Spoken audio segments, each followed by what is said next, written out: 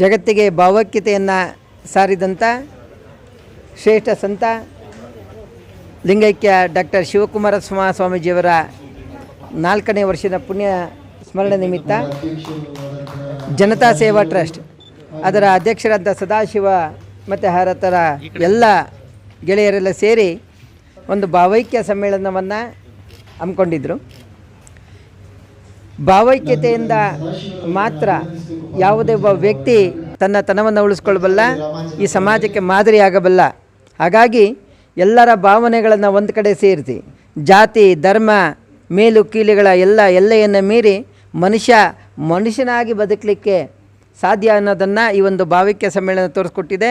ಈ ಒಂದು ಭಾವೈಕ್ಯ ಸಮ್ಮೇಳನದ ರೂವಾರಿಗಳು ಮತ್ತು ಎಲ್ಲ ಭಾಗವಹಿಸಿರೋಂಥ ಎಲ್ಲರಿಗೂ ಸಹ ಶುಭವನ್ನು ಹಾರೈಸಿ, ಎಲ್ಲರ ಹೃದಯದಲ್ಲಿ ಈ ಭಾವೈಕ್ಯತೆಯ ಬೇರು ಇವತ್ತು ಬಿತ್ತನೆ ಆಗಿದೆ. ಅದು ಮೊಳಕೆ ಒಡೆದು ಚಿಗುರಿ ಹಣ್ಣು ಕಾಯಿಗಳನ್ನು ಬಿಟ್ಟು ಈ ಜಗತ್ತಿಗೆ ಮಾದರಿಯಾಗಲಿ ಅಂತೇಳಿ ಹಾರೈಸ್ತೇನೆ.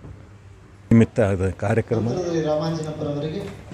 ಇವತ್ತು ಎಲ್ಲರಿಗೂ ಅವಶ್ಯವಾದಂಥ ಶಿಕ್ಷಣ, ವಸತಿ ಮುಖ್ಯವಾದ ಇಂಥದಕ್ಕೆ ಶಿವಕುಮಾರ ಸ್ವಾಮೀಜಿಯವರು ಸ್ವತಃ ಎಲ್ಲ ಕಡೆ ಅಲೆದಾಡಿ ಜನರಿಂದ ಭಿಕ್ಷಾಟನೆ ಮಾಡಿಕೊಂಡು ಬಂದು ವಿದ್ಯಾರ್ಥಿಗಳಿಗೆ ಮತ್ತು ಮಠದಲ್ಲಿ ಬಂದಂಥ ಎಲ್ಲರಿಗೂ ಕೂಡ ದಾಸೋಹ ಮಾಡುತ್ತಾ ಬಂದದ್ದು ಇದು ಒಂದು ಕರ್ನಾಟಕದಲ್ಲಿ ಒಂದು ಅಪ್ರತಿಮವಾದಂಥ ಒಂದು ಉದಾಹರಣೆ ಅಂದರೆ ಈ ಸ್ವಾಮಿ.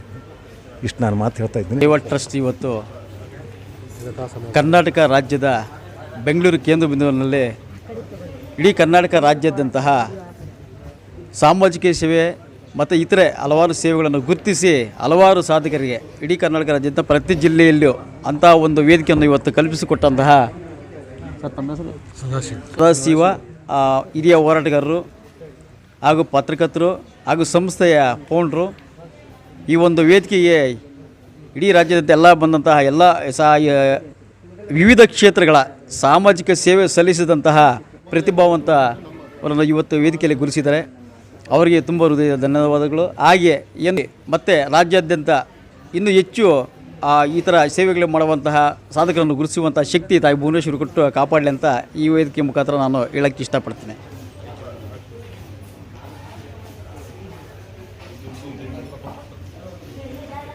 ಮಹಾಸ್ವಾಮಿಗಳನ್ನ ನಾವು ಅಭಿನಂದಿಸಬೇಕು. ದಯಮಾಡಿ ನಂತರದಲ್ಲಿ ಸರ್ ಈ ಕಡೆ ಹಂಗೇರಿ ಈ ಕಡೆ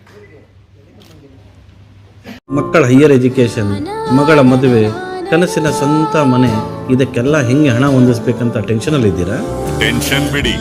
ನೀವು ಅಡವಿಟ್ಟ ಚಿನ್ನವನ್ನ ಬಿಡಿಸಿ ನಿಮ್ಮಲ್ಲಿರೋ ಹಳೆ ಚಿನ್ನವನ್ನ ಇಂದಿನ ಆನ್ಲೈನ್ ರೇಟಿಗೆ ಕೊಂಡುಕೊಂಡು ತಕ್ಷಣ ನಿಮಗೆ ಬಾಕಿ ಹಣ ಕೊಡ್ತೀವಿ. ಹಿಂದೂಸ್ತಾನ್ ಗೋಲ್ಡ್ ಕಂಪನಿ, ಇದು ನಮ್ಮೆಲ್ಲರ ಕಂಪನಿ.